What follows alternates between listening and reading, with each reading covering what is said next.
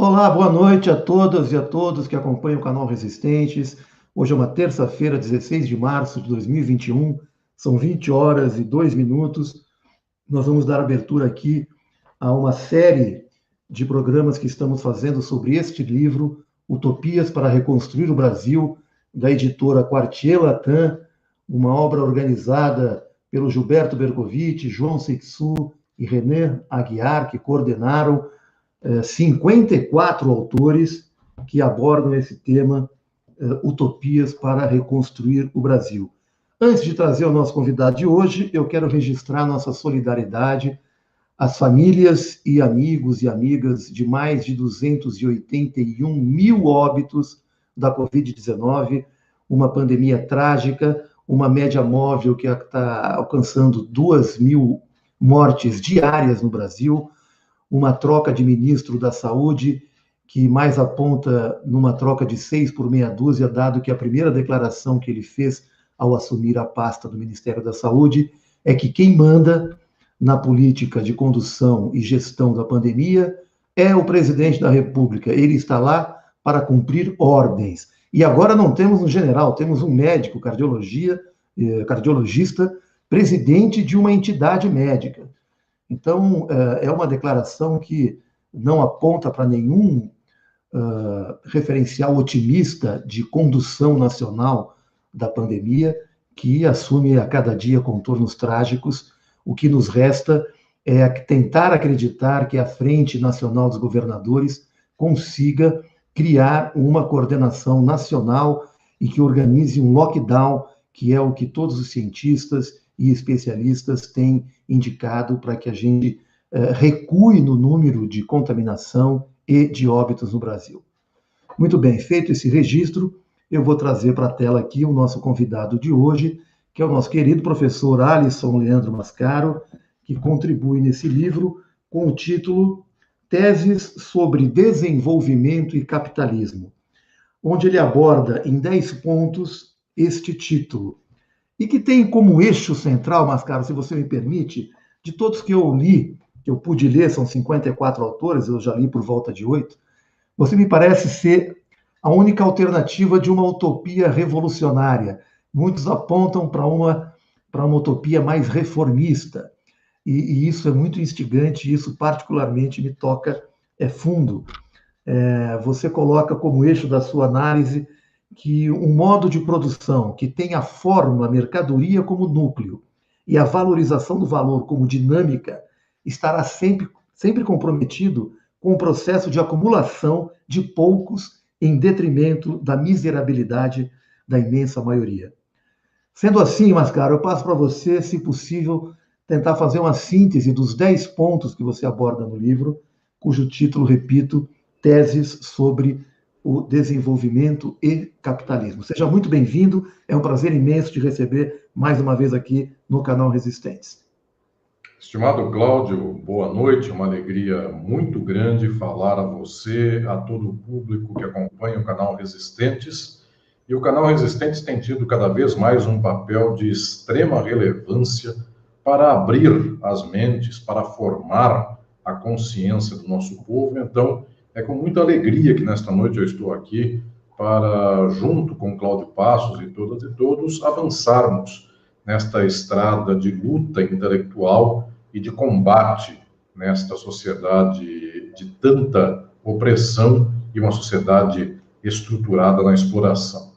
Eu quero dizer que este texto que, ora, se publica, este meu texto sobre as teses a respeito do desenvolvimento do capitalismo, é um texto que escrevi especialmente a convite do meu querido amigo, o professor Gilberto Bercovitch. O professor Gilberto, junto com outros companheiros, como João Sixu e Renan Guiar, organizaram, no final do ano passado, este livro aqui, que é Utopias para Reconstruir o Brasil.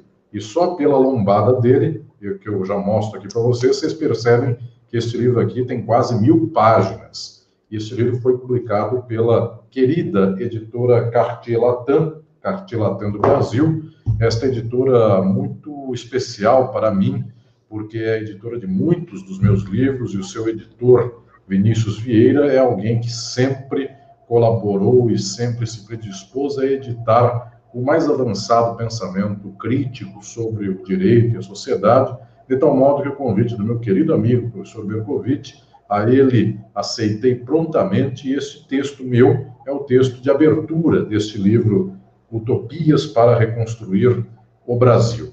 E, inclusive, recomendo a todas e todos que queiram saber mais do livro, podem procurá-lo e podem, inclusive, comprá-lo mediante os canais e as redes da editora Cartier Latin do Brasil. Pois bem, neste texto que desenvolvi sobre teses acerca do desenvolvimento do capitalismo, eu avancei na reflexão sobre a compreensão do problema do desenvolvimento dentro do capitalismo. Este certamente foi um tema central do século XX e continua sendo do século XXI. Como pensar o desenvolvimento a partir das contradições de uma sociedade que não necessariamente deseja ser desenvolvida. Então, como tirar do buraco aquele que está no buraco e que não necessariamente quer sair do buraco? Este tema, no plano filosófico, é um tema antiquíssimo. Eu usei aqui o buraco, e o buraco foi algo que se lembrou no século XIX por Karl Marx, quando ele dizia que, dentre as mentiras do barão de Münchhausen, uma delas era de que alguém caiu no buraco e quis sair do buraco puxando o cabelo. Então, mediante este instrumento, uma vontade sem nenhum apoio terceiro, externo, alguém queria se levantar por conta própria e não tinha condição, obviamente, de sair do buraco assim. E isto, basicamente, é o que se fala até hoje, esta formulação do barão de Münchhausen, estou no buraco e sairei do buraco puxando meu cabelo, mais ou menos é o Paulo Guedes. Ou seja, vou privatizar tudo, vou deixar tudo à iniciativa privada e então o desenvolvimento virá. Isto é tão mentiroso quanto é uma mentira do barão de Münchhausen contada por Marx no século XIX.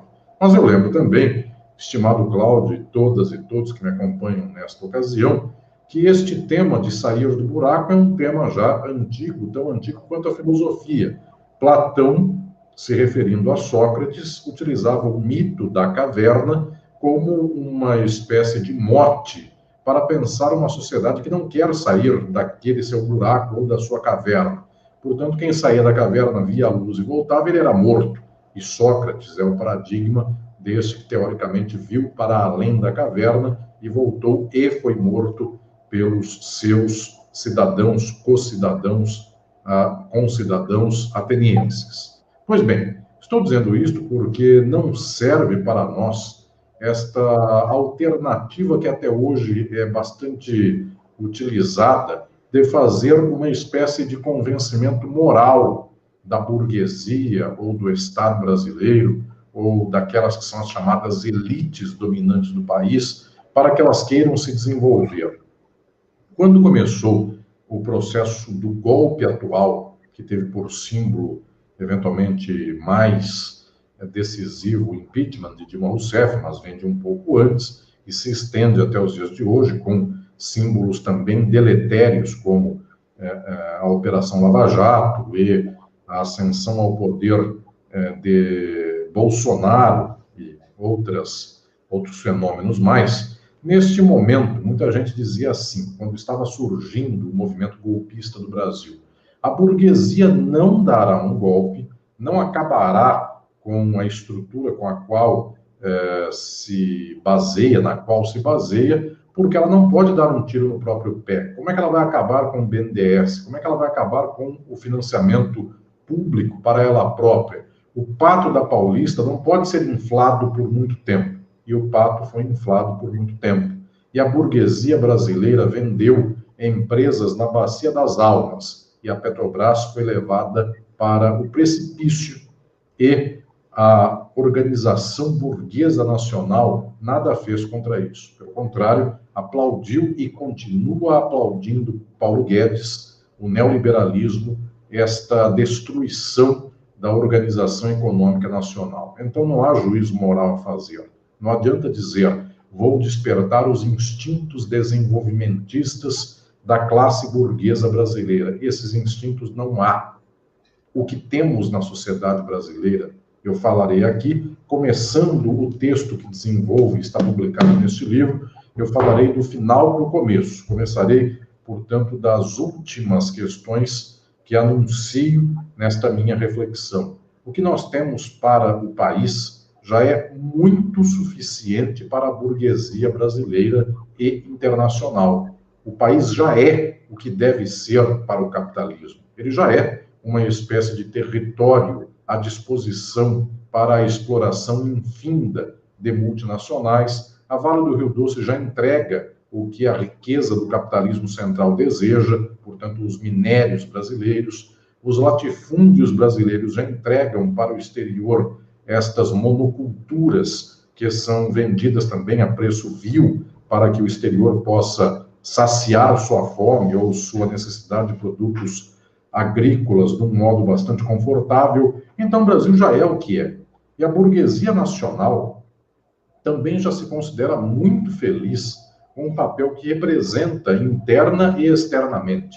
Externamente porque é uma burguesia profundamente articulada com a burguesia internacional. Ela não tem nenhuma oposição estrutural ao capital internacional. A burguesia nacional, ela vende confortavelmente suas indústrias e suas empresas para o capital externo, ela se associa a esses capitais, ela se organiza de um modo pelo qual ela tem uma espécie de fusão, uma articulação no nível de fusão do seu próprio interesse com o interesse do capital externo. A mesma lógica empresarial dos Estados Unidos passou a ser, a partir de um certo momento, a lógica brasileira. Portanto, o empresário brasileiro gosta de Miami, gosta do estilo de administração de um coach, daquele que imagina que administrar é simplesmente fazer palestra motivacional, cortar custos, ser carrasco dos seus funcionários, desejar que acabe a CLT e os direitos sociais. Então, esta burguesia não tem nenhum projeto em especial para o povo,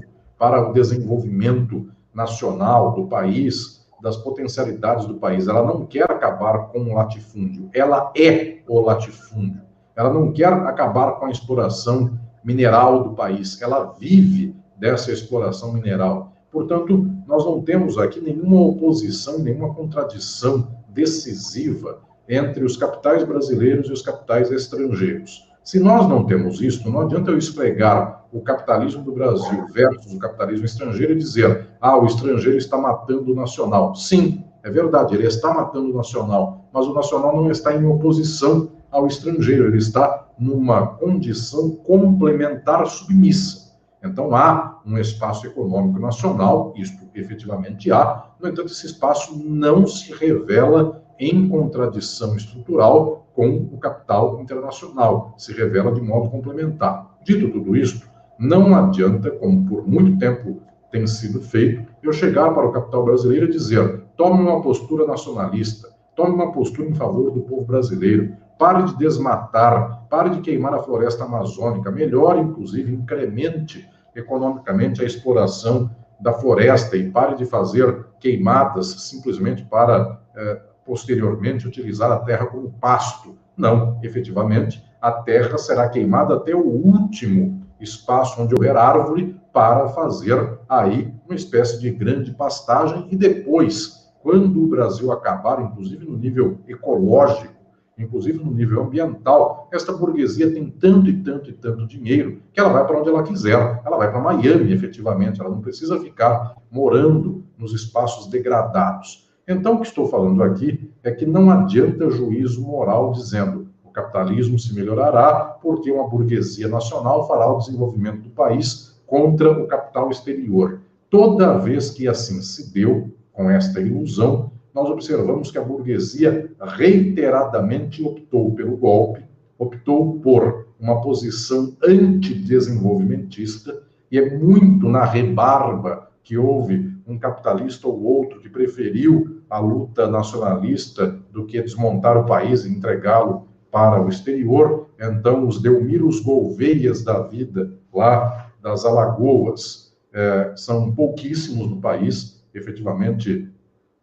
Roberto Simonsen e outros mais, efetivamente, são exemplares aqui de exceção. Via de regra, o que nós temos é um certo capitalismo que, em algum momento, seja ele diretamente do capital privado burguês é representado por figuras como, nos dias de hoje, este tal senhor que por alguns é chamado velho da Havan. Portanto, essas figuras são basicamente de nacionalismo folclórico. Elas, inclusive, o nome da empresa é Havan, é um nome estrangeirizado, é um nome tomado do inglês. Existe uma estátua da liberdade de borracha na porta de cada um desses espaços comerciais. Esse tipo de organização do capitalismo, obviamente, é esdrúxulo, não tem nenhum interesse nacional fundante do desenvolvimentismo por detrás destas posições. E, em muitos outros momentos, eu também quero lembrar muito patentemente a esse respeito, até mesmo as articulações do Estado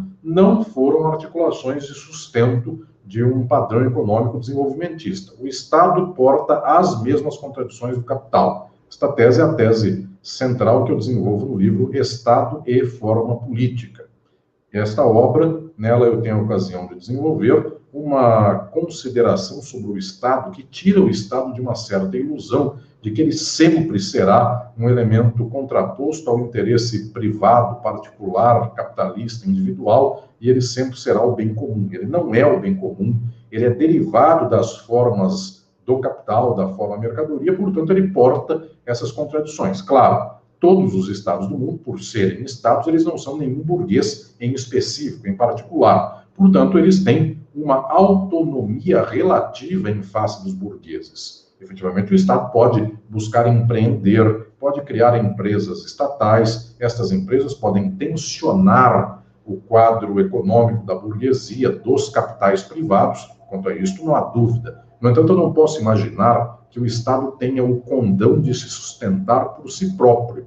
O Estado é uma forma do capital. Ele será, então, atravessado estruturalmente pelas contradições do capital. E se eu falei aqui de exemplares como este senhor da loja Havan, que é um homem que defende o neoliberalismo, se eu falo, por exemplo, destes enormes capitalistas brasileiros que são os proprietários da Rede Globo e que são antidesenvolvimentistas até a medula, e não é apenas nos dias de hoje, é um padrão histórico. E quando eu olho, por exemplo, para o mundo dos bancos, os bancos privados do Brasil, quando eu olho para aquilo que alguns chamam de mercados, e que é uma panela de gente muito infame da Avenida Faria Lima e adjacências, uma gente, inclusive, muitas vezes de total disformidade moral, e muitas vezes movida a alguns dos seus elementos até por drogas, como cocaína, para fazer com que os lucros sejam extraordinários e a vida seja apenas levada adiante na base de narcóticos. Pois bem, essa gente que é reputada por mercados, essa gente não tem grande interesse no desenvolvimento nacional. Mas eu lembro também que dentro do Estado, que teve uma certa face de desenvolvimento nacional, mas dentro do Estado também há a contradição. Eu lembro do caso, inclusive, da Embraer, que é um caso notável, que nos dias de hoje foi praticamente entregue aos Estados Unidos mediante o golpe, e os Estados Unidos chuparam da Embraer tudo o que queriam, devolveram sem pagar nada, então é uma empresa dilapidada. Mas eu lembro que, inclusive, nos tempos da ditadura militar, nós tivemos, inclusive, uma grande contraposição, uma grande contradição dentro do próprio Estado e dentro das próprias Forças Armadas contra a Embraer. O comandante Casimiro não foi necessariamente alguém de profundo agrado do espaço militar e comeu, muitas vezes, o pão que o diabo amassou para poder criar, junto com outros militares, o ITA e a própria Embraer em São José dos Campos. Houve sabotagens, houve um processo de resistência contra o desenvolvimento da indústria aeronáutica brasileira. Esse processo vem até os dias de hoje. A Embraer não passa tão tranquilamente pela estratégia da burguesia do Estado brasileiro de indução ao desenvolvimento. Tem muita gente contra esse espaço, e volto a dizer, Michel Temer deu a Embraer para os Estados Unidos e Bolsonaro não tomou de volta. Até hoje, ela está aí numa situação de limbo. O que estão falando é que o Estado e a burguesia, na condição da sociabilidade brasileira, são Estado e burguesia frágeis, dependentes em graus relativos do capital que é mundial.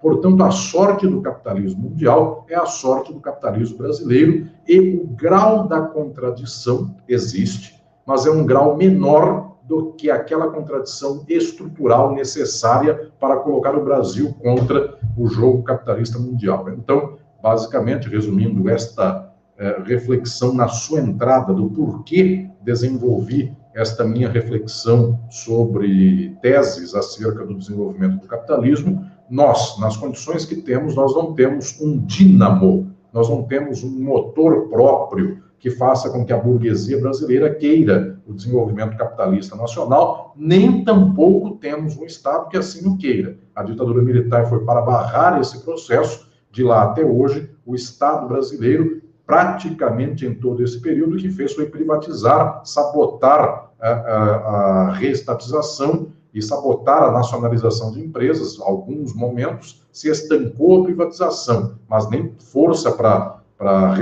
renacionalizar nós tivemos. Então, o que estou dizendo é que nós não conseguimos puxar pelo cabelo e dizer, burguesia, deixe de ser uma burguesia fragilizada e na condição que é de altamente exploradora do território nacional e consorciada com capital estrangeiro e passe a se opor ao capital da qual você é associada. Estado, você que é atravessado pelas contradições do capital, não o seja e tome vergonha na cara e esteja a favor do povo e do desenvolvimento nacional. Isto não acontece, por isso, de pronto, antes de eu explicar aqui, Cláudio, questões centrais desta minha reflexão, dessas minhas teses que eu lego aqui às leitoras e aos leitores para o avanço da reflexão, eu também quero dizer aqui muito prontamente, não há nenhum arranjo capitalista que permita, por conta própria, este grau de desenvolvimento. Somente a luta, a contradição e um horizonte socialista poderão fazer com que o Brasil saia do estágio de desenvolvimento e do estágio civilizatório que está, para que ele possa, então, envolver-se e alcançar um outro momento e um outro modelo de desenvolvimento e de sociabilidade.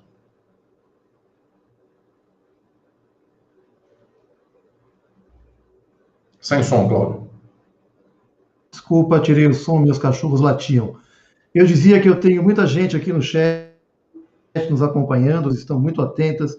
Antônio Galvão, que eu já coloquei aqui no pé da imagem, dando boa noite, camaradas. Salve, Cláudio, professor Alisson. Utopia concreta para reconstruir o Brasil.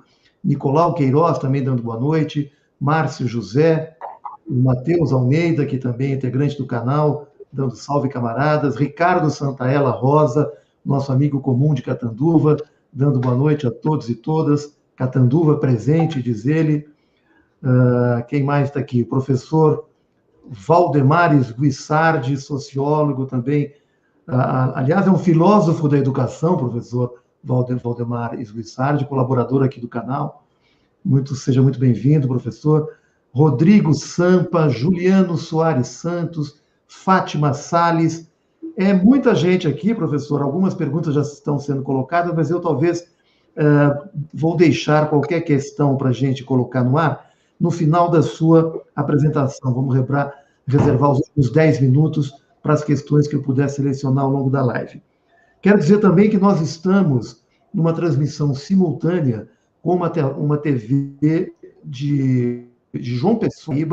O canal Resistente está compondo uma rede de canais do campo da esquerda para tentar ampliar nosso alcance de público a nível nacional, inclusive.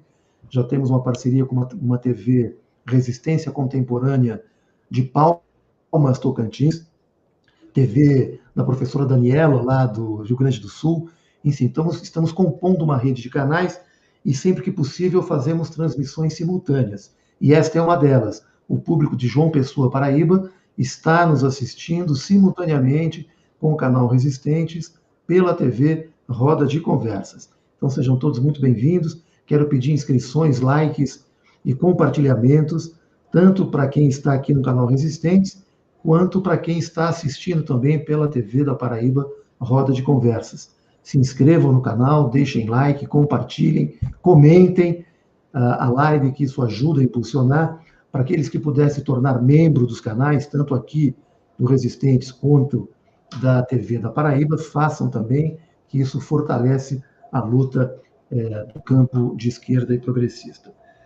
Professor, eu queria retomar a nossa pauta, pegando um trecho do seu livro aqui, onde você diz que, estruturalmente, o papel das instituições estatais é muito mais conservar posições interesses e prevalências do que rompê-las ou alterá-las. Por isso, a indução ao desenvolvimento tende, a partir das instituições, a manter as mesmas bases sociais. Eu pergunto, por onde, qual seria a alternativa de induzir o desenvolvimento nacional fora das instituições? Como pensar isso? Muito bem, Cláudio. Eu, nesse texto, traduzo para os termos teóricos e filosóficos um problema central a respeito da articulação entre capitalismo e Estado. Eu insisto aqui de modo bastante patente com esta percepção de que o Estado não sai do nada. Ele é um fenômeno histórico advindo de uma certa articulação de sociabilidade, que é a articulação permeada pelo capital, pela mercadoria. Portanto, uma sociedade de proprietários de mercadoria é uma sociedade que tem um terceiro garantindo o capital destes capitalistas. O terceiro é o Estado. Esta natureza do Estado nos faz com que não tenhamos ilusão de que o Estado materialmente é alimentado pela acumulação.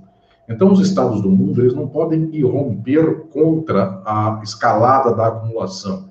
O que eu quero dizer, traduzindo isso em termos bastante incisivos, é que os Estados precisam materialmente da riqueza, da acumulação, num certo circuito que sempre se mantém em funcionamento, de tal modo que os Estados são sempre capitalistas. Não há solução ao Estado, nas bases pelas quais ele se apresenta, que não sejam soluções dentro da própria acumulação, dentro da marcha da acumulação.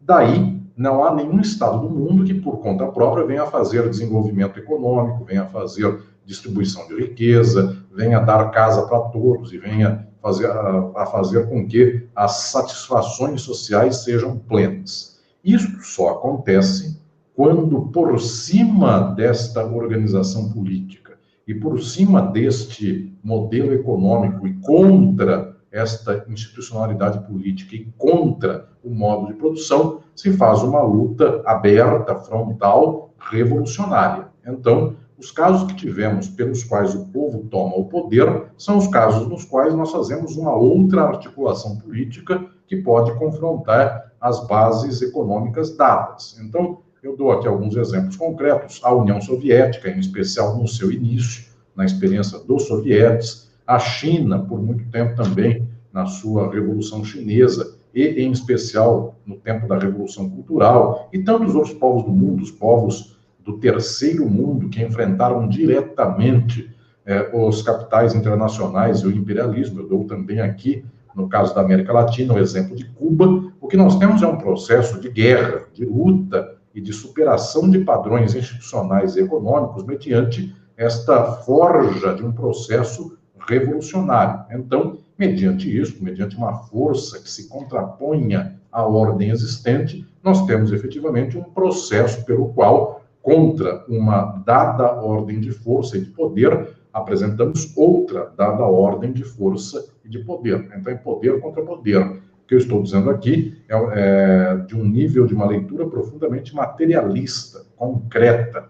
Poder se contrapõe, é contraposto com poder, não é contraposto com discurso moral, nem tampouco com boas instituições, nem tampouco com a mão invisível que um dia fará o progresso do país. Pois bem, dito isto, eu quero muito insistir nesta noção que para nós é decisiva, de que somente as massas em processo de luta serão suficientes para fazer um câmbio no processo de desenvolvimento nacional, que, ora, por enquanto, é um processo, inclusive, nem tampouco de desenvolvimento, mas é um processo de retrocesso da marcha do desenvolvimento. Mas o câmbio progressista e transformador somente se faz mediante luta e mediante um processo de massas. Assim sendo, o que estou aqui propondo é que nós paremos de nos apoiar em fenômenos como, por exemplo, aqueles do juspositivismo, que tentam pegar a Constituição e dizer moralmente,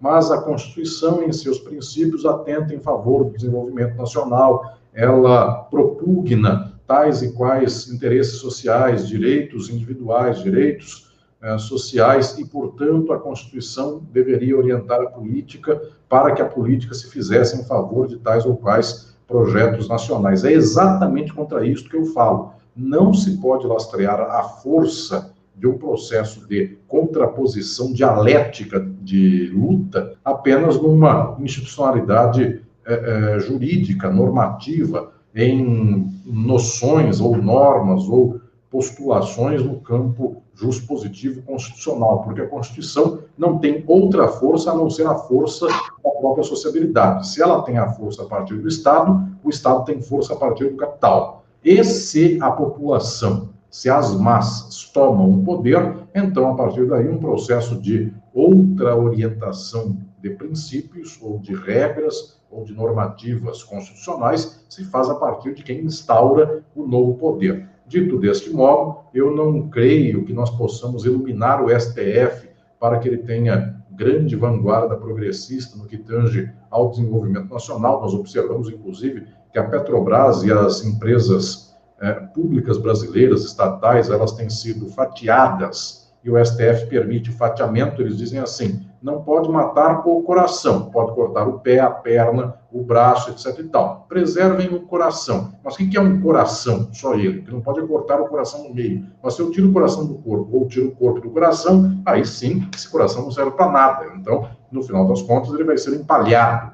Exatamente o que estou aqui dizendo é que não há uma solução para um processo de desenvolvimento nacional que se resvale ou que se estruture mediante questões como boa interpretação dos tribunais para o desenvolvimento. E mais, prezado Cláudio e vocês que me acompanham, eu não acredito sequer em uma força suficiente que advenha apenas do plano eleitoral dentro do Estado. Eu não penso que nós conseguiremos sair da atual armadilha do capitalismo neoliberal se nós votarmos em bons candidatos que propugnem a saída do próprio neoliberalismo. Porque eu posso, inclusive, votar nessa pessoa, essa pessoa pode ganhar a eleição com maioria de votos. Não depende simplesmente deste ato de apertar um botão e colocá-lo como mandatário máximo do país, não depende disso. O desarme da estrutura do capitalismo e da sua faceta presente neoliberal. Esse desarme se faz com luta. Então, não adianta nós votarmos pelas eleições, propugnarmos que teremos candidatos antineoliberais, porque esses candidatos automaticamente serão tragados pelo neoliberalismo. E com os argumentos ou mais cínicos ou menos cínicos de dizer, estou entregando o anel para não entregar o dedo e coisas mais, este processo é o que nós temos visto nos países do mundo por muito tempo e nos dias de hoje, cada vez mais frequentemente. Então, não é sequer um processo eleitoral, é um processo de luta estrutural das massas. Quem faz a história são as massas. Claro, esta história pode ser consolidada, institucionalizada, ela pode ser, eventualmente, simbolizada mediante movimentos, momentos, líderes políticos, processos, inclusive eleitorais ou revolucionários, ou de tomada de poder. Tudo isso é uma simbolização, mas esse processo só se faz com massa. Se nós não temos uma articulação de massas, o que nós teremos, então? Um lado da burguesia batendo em outro. Se for isto apenas, então, uma disputa entre frações de classe, aí sim é a história do capitalismo como nós temos, eventualmente, capital financeiro batendo no capital industrial e, eventualmente, muito raramente, o capital industrial batendo no financeiro, mas este fenômeno já não existe mais, dado que o capitalismo financeiro a tudo domina. Então, a articulação sempre acabará em 2 bancos no Brasil ou 3 bancos privados e mais uns 10 Faria Limers, como eles próprios se dizem por aí. Se a gente, no final das contas, bate martelo e o Vero da Havan, a Dona Luísa e outras figuras mais do campo do comércio e da indústria acabam concordando com os termos do capital financeiro, de tal sorte que não tem nem fração contra fração para fazer aqui, não tem nem Kramer versus Kramer para fazer dentro do capital. O que nós temos, então, é a mobilização das massas em luta para que as massas tomem o poder. É a única forma de fricção possível na sociedade capitalista que faça com que este modelo armado de acumulação possa se desarmar em favor de outro. E, efetivamente, prezado Cláudio, então estou dizendo que pelas vias eleitorais ou pela via do esclarecimento dos iluminados do direito, nós chegamos até a página 2 de uma história que, para ser escrita, precisa de um livro inteiro. E, efetivamente, só chegamos ao final deste livro com o povo mobilizado e com revolução. Portanto, não tenham dúvida, os processos pelos quais alguns países saíram de um estágio atrasado de desenvolvimento para um estágio avançado no século XX e no século XXI, esses processos, como o mais notável deles é o caso chinês, esses processos só se deram mediante luta árdua, luta renhida, tomada do poder pelas massas e pelas vanguardas das massas e uma espécie de postulação autônoma, soberana, que faça com que um país comece a girar em torno do seu próprio interesse econômico, político, social, das suas próprias estratégias. Armado como estamos, numa estrutura internacional que é imperialista, que tem um centro e tem periferia, que tem, portanto, um capitalismo central explorador e tem capitalismos periféricos dependentes. Nesta estrutura que nós temos, é quase como puxar o cabelo para sair do buraco, imaginar que um país, por conta própria, fará com que uma burguesia muito bem assentada no fausto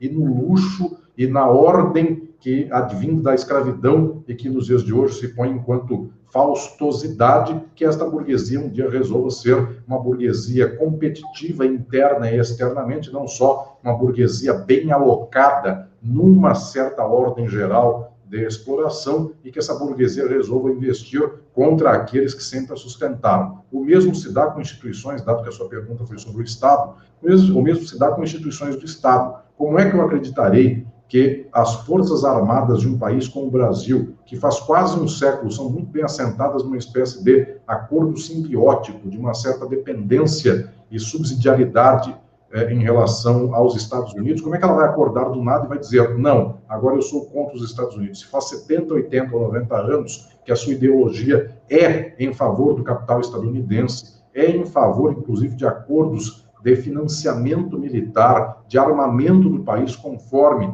os interesses estadunidenses, porque da noite para o dia eles fariam o contrário e desejariam o comunismo, a libertação nacional, o desenvolvimento ou algo mais, se nem mobilização de massas eu tenho, porque eventualmente, com a mobilização de massas, eu faria com que o povo, desejando a transformação social, obviamente um militar, o seu parente é um homem do povo, ele vive num bairro, numa comunidade, ele seria sensibilizado em favor de um discurso progressista, mas não tem nenhum discurso progressista de massas suficiente nos dias de hoje. O povo quer Miami e não quer socialismo. As pessoas estão ser viciadas, eu diria mentalmente, para que odeiem a Venezuela, porque a Venezuela é um caso no qual o petróleo se tornou nacional pelo Hugo Chávez e isso não se pode fazer. Então o bom é dar o petróleo para a Shell. Ou seja, não tem zona de exposição e não tem sensibilidade ideológica nenhuma para invertermos esse jogo. E todo mundo que tentar será devorado pelo capital, pelos poderes militares, ideológicos, pelos meios de comunicação de massa do capital, de tal sorte que ou o movimento vem de bases, vem de massa,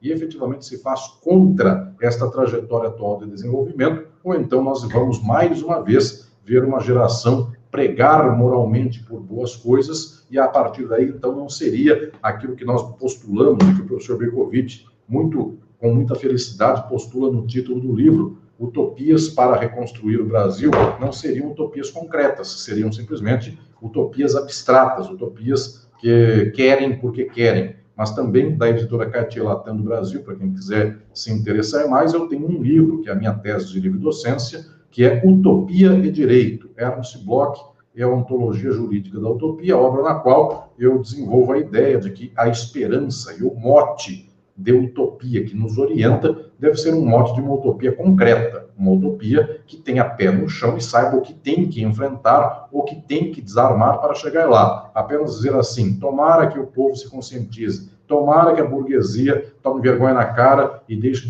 de inflar um pato na Paulista, tomara que os militares se tornem efetivamente nacionalistas e não caudatários dos interesses estadunidenses. Se eu esperar, esta é a utopia abstrata. O que me importa é a utopia concreta. Qual é a única força material concreta que temos para contrapor ao poder e a toda a institucionalidade do capital? As massas. É nelas que eu acredito e para elas esse meu texto é escrito, porque quem sabe uma vanguarda orientando as massas, e um processo de luta revolucionário, esse processo possa fazer com que nós tenhamos uma força contra a força existente e, quem sabe, um dia, por estes vãos e desvãos da vida, nós consigamos, enfrentando com o poder das massas, os poderes do capital e das instituições, um dia as massas possam vencer.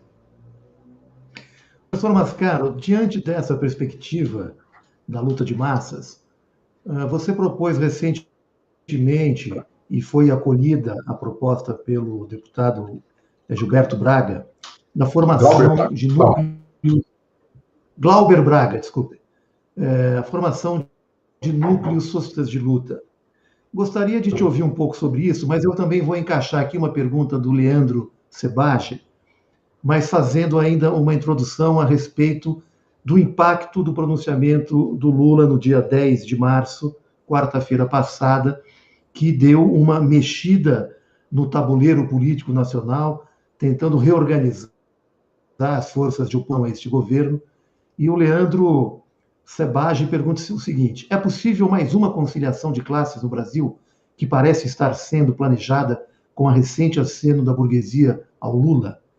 Gostaria de te ouvir sobre esses dois aspectos, a presença do Lula no cenário político e essa iniciativa dos centros de luta socialistas. Me parece que já foi inaugurado o primeiro no Rio de Janeiro. Se você puder adiantar isso para a gente, te agradeço. Eu começo com esta questão do companheiro que aí está posta, e peço depois, Cláudio, que você me lembre, caso eu esqueça, do Leandro, meu xará, Sebagi, sobre conciliação de classes. É possível mais uma conciliação de classes? Pois bem, eu quero começar com ela, depois o Cláudio me lembra sobre os centros socialistas.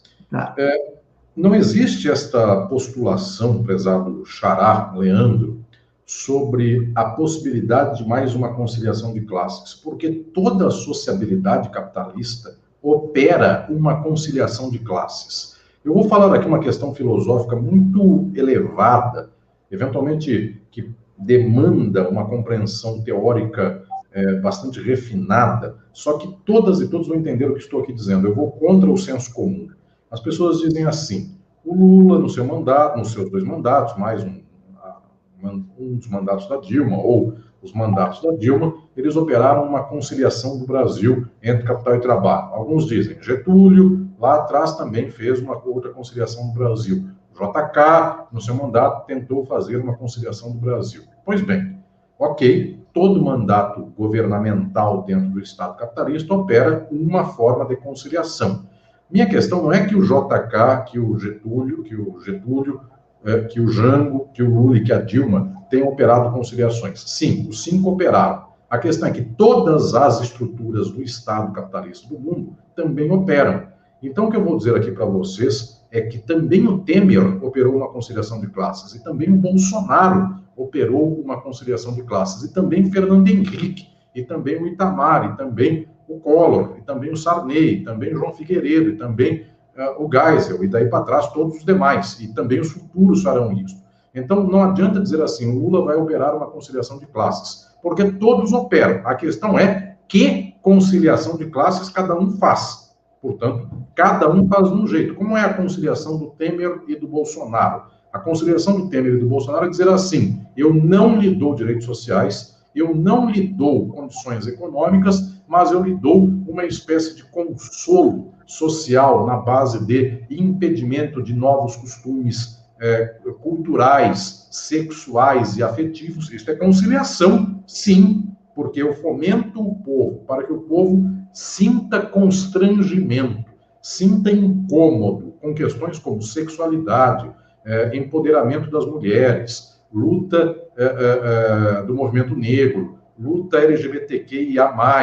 Quando eu vou começando a mostrar para a sociedade que isso é um absurdo, que onde já se viu mulher mandar, negro mandar, homossexual mandar e tudo mais, eu vou semeando em certos setores sociais um ódio em relação àquilo que é chamado uma espécie de cultura desviante. Aí começa esta ladainha da civilização judaico-cristã ocidental, que não é nova, não pensem que é uma novidade dos dias de hoje. Isto é um mote do golpe militar, civil, militar, empresarial de 64. o mote era o mesmo: tradição, família, propriedade, civilização cristã e coisas mais. Portanto, eu começo a cevar a sociedade para que ela venha por este caminho e eu começo a colocar os inimigos de sempre. Então, nos dias de hoje, podem ser sexualidades e afetividades alternativas, negros, movimentos XYZ. No tempo do nazismo eram os judeus. Eu começo a cevar o inimigo e, então, quando vem um governo como o do Bolsonaro ou do Temer, o Temer até um certo grau, o Bolsonaro ainda mais que isso, eu concilio as classes e grupos, ou seja, as classes ditas conservadoras, ditas cristãs, odeiam as mulheres. Muito bem. Então, Bolsonaro faz um ministério sem mulheres, ou com uma mulher, duas mulheres, sem negros, sem homoafetivos, enfim, um ministério conciliado. Isso é uma conciliação de classes. Que conciliação é essa? O que ela deu em favor do povo? Nada. Tirou praticamente tudo do povo. Mas deu para o povo uma espécie de conciliação ideológica. Alguém dirá, mas e as outras conciliações? Eram o quê? Também não deram para o povo os meios de produção. Conciliação mesmo não se dá. Conciliação se cria, na verdade, acabando com a contradição. Aí, então, quando acabar a contradição, nem conciliação é o povo tomando o poder, 100% das pessoas se organizando, tomando os meios de produção. Então, todo o resto que for uma sociedade de classes é uma sociedade cindida. Toda sociedade cindida, de alguma maneira, é uma sociedade conciliada. Claro, o que as pessoas usam no vulgar por conciliação? Uma espécie de anestesiamento. Mas eu volto a dizer, este anestesiamento que se disse que o Vargas fez ao seu modo, conciliando capital e trabalho lá na primeira metade do século XX, ou nos meados do século XX, e que o Lula, de outro modo, fez agora no início do século XXI, são anestesiamentos do seu modo que enfrentavam, obviamente, que estavam calcados em questões mais do campo político ou econômico, alguns até mais decisivamente econômico, como foi o tempo da industrialização e do desenvolvimentismo varguista.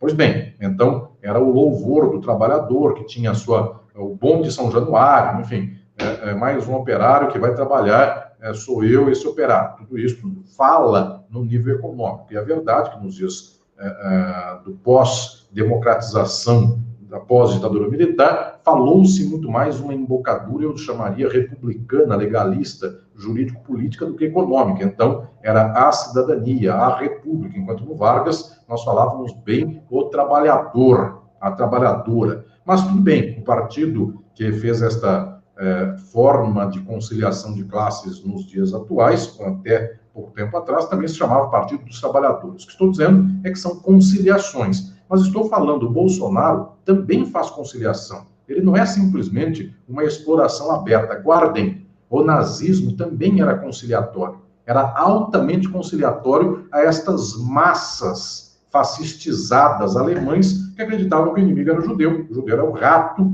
que estava sujando o território alemão. Portanto, Hitler entregou paz, entregou alegria, entregou felicidade a uma espécie de constituição da subjetividade altamente horrível. Não estou dizendo que isso é lindo, isso é horripilante. E, claro, nos dias de hoje, à custa de matar negro, matar mulher, matar transexual, matar sem terra, matar sem teto, matar o favelado, matar outros mais, é a paz destas classes populares e médias e de elite econômica que aí estão. Mas entendo o que estou dizendo. Um governo, via de regra, uma sociabilidade capitalista, ela entrega algum acordo. O problema é que nós não podemos aceitar estes acordos. Claro, eu não quero aqui simplesmente dizer, sentado em cima de um pedestal, somente espero uma sociedade que consiga resolver a contradição de classe para que ela não precise fazer contradição. Este é o nosso objetivo final, esta é a nossa meta, esta é a nossa luta, uma sociedade que não precise se conciliar, porque o povo toma o poder, toma os meios de produção. No dia em que os meios de produção forem do povo, não há com que conciliar, porque o povo já controla os meios de produção. Portanto, é um problema econômico, é um problema aqui material. Enquanto houver sociedade cindida em classes, contradições, elas existem estruturalmente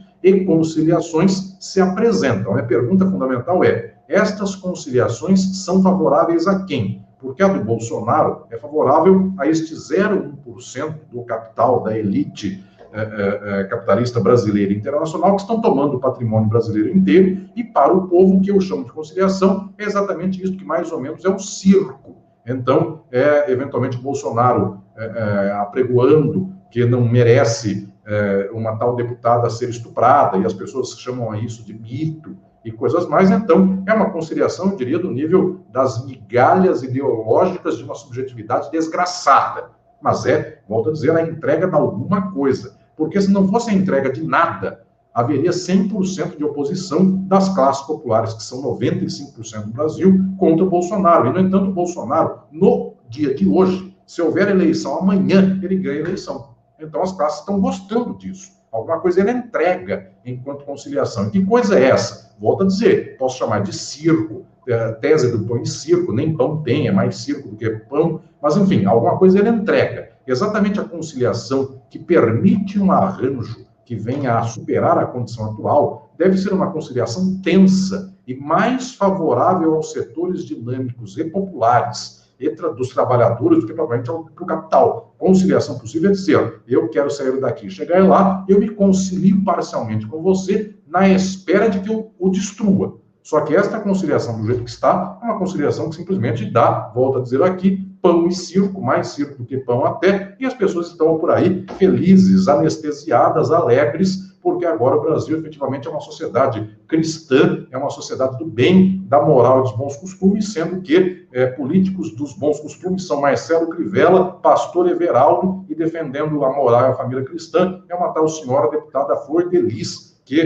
prefere a morte ao divórcio. Então, efetivamente, nós entregamos para o povo esse espetáculo muito mambembe de uma certa ordem, eu diria, praticamente hipócrita e cínica de moralismo e bom costume em favor do neoliberalismo e em favor da expoliação nacional. Muito bem, professor Mascaro. Deixa eu destacar aqui no nosso chat 2 companheiros da rede de canais de esquerda que nós estamos formando, o Givalber Arruda, da TV Resistência Contemporânea de Palmas, Tocantins, e a Tatiane Coelho, também do Tocantins, da TV Feminivinho. Sejam todos muito bem-vindos. Nós estamos compondo uma rede nacional de canais no YouTube, como eu disse, com o objetivo de ampliar o alcance das reflexões que nós fazemos em toda a rede de canais que está compondo esta iniciativa que nós estamos construindo. Professor, então acho que nós poderíamos terminar a nossa brilhante aula, brilhante exposição, nem chamaria de aula, brilhante reflexão sobre o que são as teses do desenvolvimento no capitalismo, mas eu gostaria de poder te ouvir um pouco sobre esta proposta dos centros socialistas, junto com o Glauber Braga, que me parece que já está formando alguns núcleos no Brasil. Gostaria que você falasse um pouco sobre isso, atualizando como é que anda essa iniciativa aqui para os nossos ouvintes, por favor. Cláudio, querido, eu quero aproveitar esta reflexão final e, mais uma vez, cumprimentar a todo o público que está nesta noite aqui nos acompanhando, os meus orientandos. Eu faço em nome do querido Antônio Augusto Galvão de França, em nome dele a todos os meus orientandos e orientandas, meus alunos, o Matheus, do canal Resistentes, também, em nome dele eu cumprimento a todos e todos, meus amigos, a querida Fátima Salles, de Salvador, em nome dela eu cumprimento a todos os amigos que me acompanham, e meus conterrâneos da minha querida terra natal, Catanduva, Ricardo Santaella, querido companheiro de muitas lutas, de muitas décadas, a ele, Ricardo, a Celina, a toda a família Santaella, uma família de luta, na minha querida cidade natal de Catanduva, e a todos e todas companheiros e companheiras da resistência catanduvense. São poucos e poucas, mas são heróis e heroínas, porque enfrentam a luta no interior de São Paulo com muita garra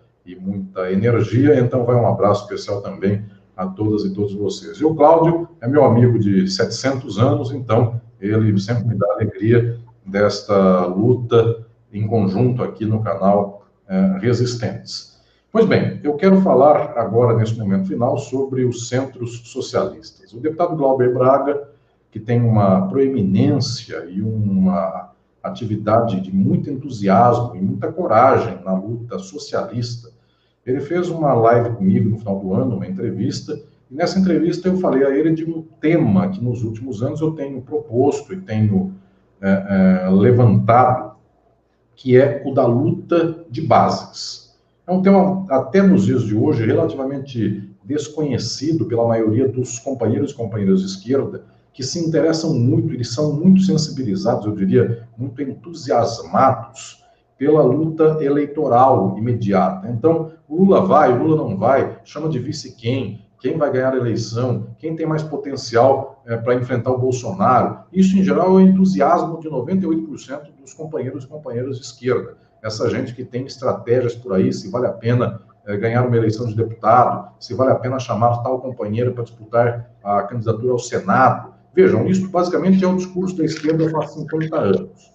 Por que é o discurso da esquerda? Porque nós fomos, mais uma vez aqui, moldados, nesse período pós-ditadura, por uma via única de luta do mundo, que não era mais a luta de classes, nem a luta de massas para a transformação estrutural. Só poderíamos lutar dentro da ordem para boas políticas públicas que, aos poucos, viessem a dar aqui migalhas em favor da transformação social. Para essas políticas públicas, obviamente, a luta é eleitoral. De tal sorte que nós já estamos na segunda ou terceira geração de gente que só sabe pensar ser de esquerda mediante luta eleitoral. E essa pessoa diz assim, eu quero candidatos que me representem, que tenham boas políticas públicas para o meu grupo, para a minha minoria, para o meu interesse pessoal. Então, os discursos e toda a ordem política que se assenta aí são sempre neste padrão, neste papel de uma formatação ideológica dentro da ordem. Pois bem, nos últimos anos, isto já é uma reflexão que eu desenvolvo em todos os meus livros. Eu comecei muito cedo a escrever coisas como tais. Eu falei aqui do livro da Utopia e Direito, da editora Cartier-Latam, mas eu também recomendo a todas e todos que quiserem, pela editora Cartier-Latam, junto com o livro do professor Berkovitch, das Utopias para Reconstruir o País, acabou de sair uma nova edição do meu Crítica da Legalidade do Direito Brasileiro, também editora Cartier-Latam, terceira edição. Vocês encontram pela Amazon, tanto esse livro quanto o livro no qual eu escrevo, organizado pelo professor Berkovitch. Pois bem, neste livro que estou falando, Crítica da Legalidade, que foi originalmente a minha tese de doutorado, esse livro tem praticamente 20 anos. No ano que vem, ele fará 20 anos. E recomendo a leitura dele aqui a todas e todos. Já neste livro, que eu escrevi quando eu tinha 24, 25 anos de idade, eu já dizia que a única luta possível é a luta de massas, a luta nas bases, a luta estrutural, porque é o povo que tem força, não são leis, não são normas ou diretrizes morais que dão força para ninguém. Portanto, esta luta que chegue, que alcance o nível estrutural do capital e enfrente o nível estrutural do capital é fundamental. Mas nos últimos anos eu venho insistindo violentamente, diretamente, para que nós façamos trabalho de base, para mobilizarmos as bases para uma transformação socialista. E vários companheiros e companheiras de sindicatos, federações sindicais, de bairros, comunidades periféricas, partidos políticos de esquerda, vários companheiros e companheiras têm se sensibilizado com isso. Um deles, eventualmente, o que mais se destacou até agora nesta luta foi o deputado Glauber Braga, do Rio de Janeiro, que então, desde este momento da minha entrevista com ele, se predispôs a fazer a experiência de centros socialistas nas comunidades do Rio de Janeiro, nos subúrbios do Rio de Janeiro, não só da capital, mas de todo o estado fluminense. O deputado Glauber, inclusive, tem uma grande base, uma grande penetração na Baixada Fluminense, lá nas comunidades de subúrbio da Baixada Fluminense, e essa experiência está sendo de alta felicidade, e será um experimento efetivamente de grande impacto. Muitos companheiros e companheiras do Brasil têm escrito a mim, têm escrito ao deputado Glauber, para se consorciarem nesta luta, e mesmo aqueles que não estão diretamente ligados com a experiência do Rio de Janeiro, do deputado Glauber, por outros estados do Brasil, tenho recebido notícia de norte a sul do Brasil, de companheiras e companheiros que têm arregimentado mais 2 ou 3 ou 5 ou 10 e estão se predispondo a abrir espaços de centros socialistas nas suas cidades por todo o Brasil. Então, aproveito esse espaço para conclamar aos companheiros e companheiras que se sintam também sensibilizados com isso, para que possam fazer trabalho de base, para que possam chegar às suas bases. No entanto, eu tive a ocasião, prezado Cláudio, e recomendo aqui a todas e todos que quiserem, eu tive a ocasião de escrever um documento histórico para pensar o porquê dos centros socialistas. Está publicado por muitos canais, o Blog da Boitempo, a Terra Redonda, Brasil 247, Viu Mundo, lá pelas comunidades que os meus orientandos alimentam aí, de Facebook, minha rede social de Facebook e Instagram. Portanto, por todo lado vocês podem encontrar esse texto sobre os centros socialistas. E qual é a questão central? Mobilizar as massas para que sejam sensibilizadas ideologicamente em favor do socialismo. Então, não é apenas assistencialismo, não é apenas dar condições para políticas públicas republicanas ou democráticas que fazem com que o Estado direcione orçamento para tal lugar ou outro. Isso até pode se fazer, essa luta é uma luta histórica, no entanto, o fundamental é a luta pelo socialismo. Esta palavra tem que ser desmistificada, ela tem que, inclusive, poder ser falada por nós com entusiasmo, com paixão, com alegria. A palavra horrível é capitalismo, e isso precisa ser ensinado para as massas, para que as massas tomem o poder. No dia em que as massas estiverem mobilizadas, a palavra privatização será o horror. Neoliberalismo e liberalismo, meritocracia, mão invisível do mercado, Adam Smith e outras excrescências mais, isto o povão terá ódio de expressões, palavras, termos, ideias, autores como estes. Então o povo será mobilizado a uma luta de transformação social. Volto a dizer, é possível que, eventualmente, eleições, que o espaço dos governos possam incrementar a luta de base? É possível que sim, é possível que um governo progressista ajude na tentativa de democratizar os meios de comunicação de massa, de criar e fomentar uma imprensa alternativa. Não sou desmerecedor das lutas eleitorais. No entanto, as lutas eleitorais, até agora no Brasil, que de regra são para ganhar a eleição e dar para o povo boas condições de consumo, o que é fundamental e importante, mas não tem mobilizado as massas. Então, eu volto a dizer, o central e o fundamental é a luta de massas, porque começando devagar, é preciso começar. E esse 2021 é o momento de começarmos a semeadura. Quem sabe em 5, 10 ou 20 anos, nós já temos centros socialistas em todas as comunidades periféricas e de subúrbio e todos os rincões do Brasil. Se em cada bairro houver 30 ou 40 pessoas que frequentem um centro socialista, estas 30 ou 40 têm condição de ecoar esta sua palavra para um bairro inteiro. Porque quando alguém disser assim no WhatsApp, os comunistas, os socialistas, eles estão destruindo o Brasil, é possível que a senhora ou o senhor de idade que recebem esse WhatsApp, mediante bandeira do Brasil, mediante a sacrossanta a imagem divina do pastor Everaldo e de outras figuras probas mais da República, é possível que essa pessoa acredite que o comunismo é algo de horrível e o socialismo é algo de horrível, mas ela fala assim, nossa, o meu sobrinho vai nesse tal de centro socialista, e meu sobrinho não é do demônio, meu sobrinho não é ruim, pelo contrário, ele até se esforça em beneficiar os trabalhadores, os pobres, os miseráveis, a comunidade do bairro. Então, basta que haja 40 num bairro, para que haja exemplo, para que os demais comecem a duvidar desta campanha massiva ideológica do capital. E para que, então, mais pessoas possam se interessar por esta luta de bases, por essa formação. Então, não tenham dúvida, se vocês conseguirem juntar 5, 10, hoje é quase nada. Em 20 anos será a célula máter, base para a transformação social. Nos dias de hoje, eu volto a dizer, quando tudo está perdido, a luta é pela base, a luta é com o povo, a luta é do povo. Nós todos somos povo, nós todos temos que estar juntos numa luta que tenha certeza, não é uma luta para remendar o capitalismo, nem para louvar instituições, porque as instituições têm lawfare, as instituições dão golpe, elas não respeitam a sua própria legalidade, elas funcionam em favor do capital. A luta é do povo, pelo povo, para o povo. E como se dá a palavra que nomeia e que orienta o sentido desta luta? Não tenham dúvida, tenham alegria em dizer com o peito aberto. A palavra é socialismo. Obrigado.